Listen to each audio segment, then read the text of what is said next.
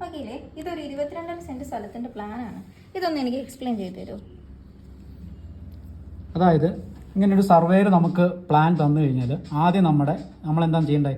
ഇതിൻ്റെ കിഴക്ക്, വടക്ക്, തെക്ക്, പടിഞ്ഞാറ് മനസ്സിലാക്കണം. അപ്പോൾ ഇതിൻ്റെ പ്ലാൻ്റെ ഏറ്റവും ടോപ്പിലായിട്ട് ഈ ഒരു പൊസിഷൻ ഇട്ടിട്ടുണ്ടാകും. North, south, west, east. അതായത് വടക്ക്, തെക്ക്, കിഴക്ക്, പടിഞ്ഞാറ്. അപ്പോൾ ഇതൊരു 22.5 സെൻറ്റ് സ്ഥലം ഈ രണ്ട് പ്ലോട്ടായിട്ടാണ് കിടക്കുന്നത്. ഇതൊരു 22.5 സെൻറ്റ് സ്ഥലം, ഇത് 22.5 സെൻറ്റ് സ്ഥലം. അപ്പോൾ ആദ്യം നമുക്ക് ഈ ഒരു പ്ലോട്ടിൻ്റെ നോക്കാം.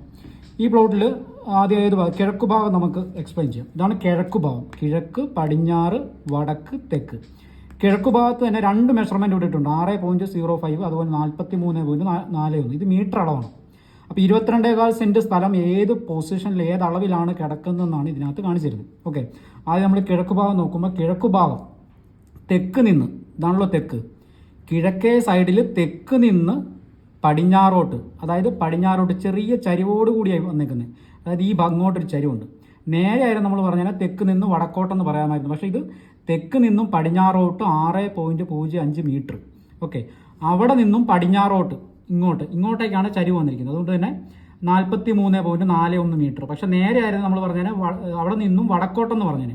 ഇങ്ങോട്ടായിരുന്നെങ്കിൽ അവിടെ നിന്നും പടിഞ്ഞാറോട്ടെന്ന് പറഞ്ഞു. അപ്പോൾ ഇവിടെ നിന്നും നേരെ ഇങ്ങോട്ട് ചരിവുള്ളതുകൊണ്ട് ഇവിടെ നിന്നും കിഴക്കോട്ട്